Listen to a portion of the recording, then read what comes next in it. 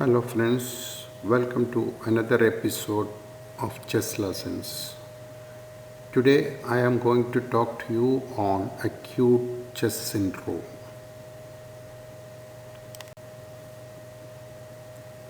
Acute chess syndrome is a manifestation of sickle cell disease. Sickle cell disease is an autosomal recessively inherited genetic disorder caused by a single point mutation in the gene encoding the beta globin chain of hemoglobin. It is one of the most common monogenetic disorders in the world, and the resulting hemolytic anemia is most severe in patients homozygous for the sickle cell hemoglobin called HbS gene mutation. The two most common acute events in sickle cell disease are vaso-occlusive pain crisis and acute chest syndrome. What is acute chest syndrome? Acute chest syndrome is an acute lung injury syndrome that occurs frequently in patients with sickle cell disease. ACS is a leading cause of hospitalization and death. The development of ACS represents a vicious cycle of lung infarction, inflammation, and atelectasis leading to ventilation perfusion mismatch, hypoxemia, and acute increases in pulmonary artery pressure and right ventricular pressure. This lung injury syndrome is defined as a new pulmonary infiltrate on chest X-ray consistent with alveolar consolidation but not atelectasis involving at least one complete lung segment. The radiographic abnormality is usually accompanied by one or more signs or symptoms including chest pain, fever, tachypnea, wheezing, cough, or hypoxemia. It occurs most often as a single episode, but certain patients have multiple episodes. A past history of an ACS is associated with early mortality when compared to those who never had an episode in the past. Etiology of acute chest syndrome is multifactorial. The three primary studied mechanisms include 1. Pneumonia or systemic infection in a sickle cell disease patient. Second is fat embolism. And third is direct pulmonary infarction from HbS containing erythrocytes. The risk factors for acute chest syndrome include younger age, usually seen in children, higher steady state hemoglobin level, lower hemoglobin F concentration. Because of this, children below 2 years will not develop acute chest syndrome. Higher steady state leukocyte counts. History of asthma in children is found to be a risk factor for development of ACS. And those having active smoking or exposed to environmental smoke are also risk factors for development of ACS. ACS in adults usually presents with rapid progression of symptoms, and mortality rate among them is high when compared to children. Pulmonary fat embolism with or without pulmonary infection can cause ACS in both adults and children.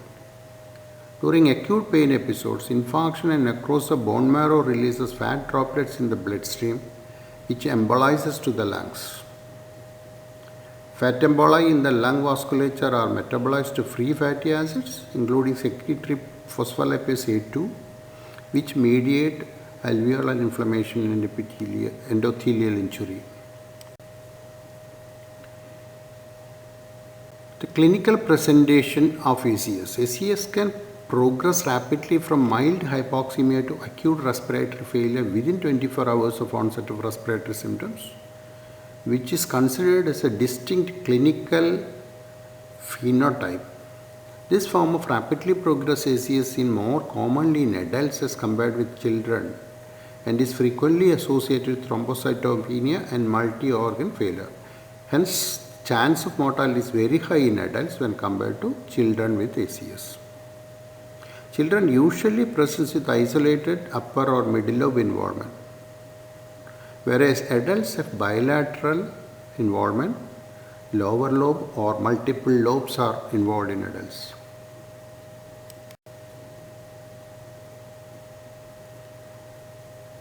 A close temporal relationship exists between ACS and vaso-occlusive crisis. Vaso-occlusive crisis may be a prodromal event for the development of ACS. Approximately a third of patients who developed ACS had sought acute care for painful VOCs within 2 weeks of hospitalization for ACS.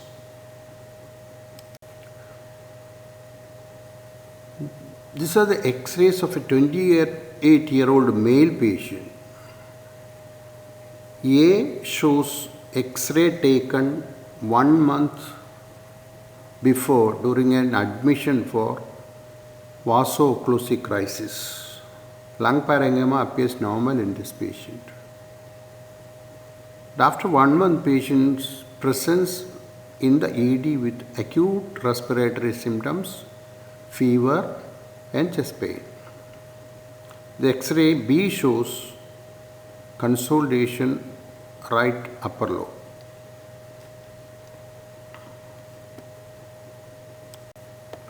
This is CT thorax of the same patient showing a dense consolidation in the right upper lobe. You can see the air bronchogram clearly, which is a sign of consolidation. There are multiple nodular infiltrates in the right upper lobe. These are the HRCT cuts from the lower lobe area. It shows multiple nodular shadows, patchy parenchymal infiltrates on either side.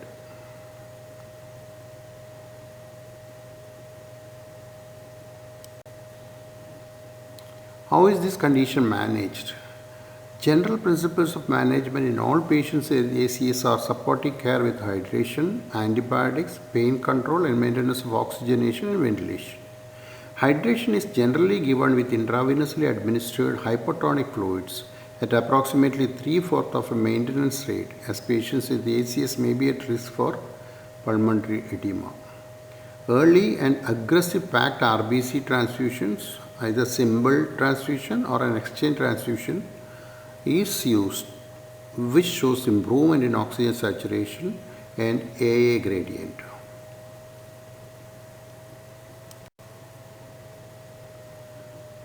Therapies used to prevent ACS in at-risk patients include preoperative blood transfusion, maintenance of asthma therapy for children with asthma, maintenance of hydroxyurea therapy, and use of incentive spirometry during hospitalization for acute vaso-occlusive crisis. In summary, ACS is the second most common cause of hospitalization after vaso-occlusive crisis in patients with sickle cell disease.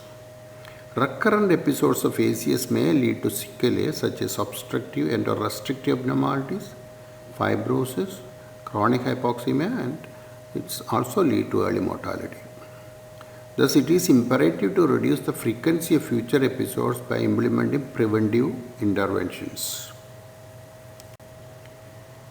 If you find this video useful, please subscribe. You can also follow me in chess lessons to get educational videos in chess medicine. Thank you very much.